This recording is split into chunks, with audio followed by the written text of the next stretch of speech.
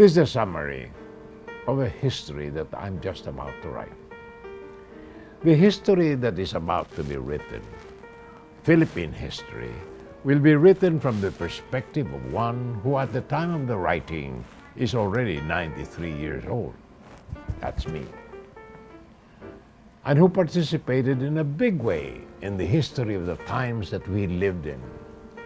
Who had a maternal grandfather who was also involved in the history of the previous 70 years, and who read one book every day from the age of 10 to the age of 80, who lived the lives and absorbed the thoughts of the authors of 25,500 books he read, and who had a beloved teacher in history, the famous Jesuit father Horacio de la Costa of Ateneo, who began his lectures with, "What I'm about to tell you is the chismis, the gossip of a nation a-boarding."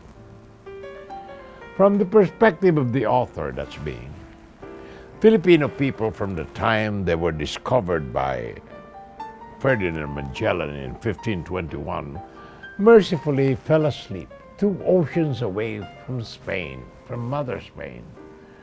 And they were spared the violence of the war, the plagues, the ferment of change that the whole continent of Europe was blighted with, and who lived lives so much better than the peasants of the advanced countries. It was only in the late 19th century, after the opening of the Suez Canal, that the Filipinos woke up, awakened by 3 heroes: Jose Rizal, who inspired them to be a nation; Andres Bonifacio, who inspired them to fight for their freedom; and Emilio Aguinaldo, who took on the 2 great powers, Spain, which he defeated, and the United States, which defeated him.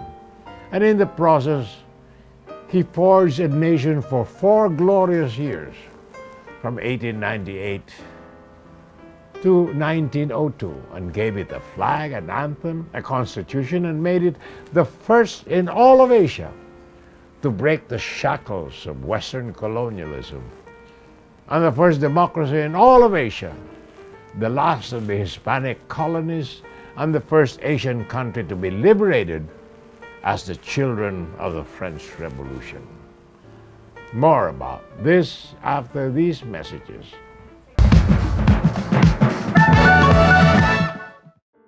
This is Larry Henares, making your day with a part 1 of Philippine history. And we continue with the summary. From the perspective of the author, that's me. The American occupation of the Philippines accomplished with much cruelty in the Philippine-American War, and so shamefully with the Treaty of Paris, by which the United States paid Spain $20 million for the Philippines, which Spain did no longer own, was marked by the understanding that the United States would prepare the Filipinos for independence, a pledge that was incorporated in a remarkable document drafted by the U.S. Secretary of War, Elihu Root, giving the defeated country, the Philippines, the entire Bill of Rights gratis et amore, something the Anglo-Saxons earned for 647 years at the cost of so much blood and the hangman's knot. The only counterpoint to Elihu Root was the military governor, General Arthur MacArthur, who acted like he was William the Conqueror, and who dealt with the Filipinos as if he was the king of the Philippines. Nevertheless, the United States fulfilled its pledge, and the American occupation was dominated by one leader, Manuel L. Quezon, President of the Philippine Commonwealth, who steered his country to total, absolute, and complete independence, or so he thought, interrupted by the Japanese attack and occupation during World War II, in a war as cruel and devastating as the Philippine-American War from 1898 to 1902. President Quezon died in exile in the United States. General Douglas MacArthur, the son of General Arthur MacArthur, fulfilled his personal pledge to liberate the Philippines at the cost of 100,000 Filipino lives. despite the fact that his role was unnecessary because the United States was about to win the war anyway with the atomic bomb. More tomorrow, my dear friends. This is Larry Henares making your day, saying good day, God bless you.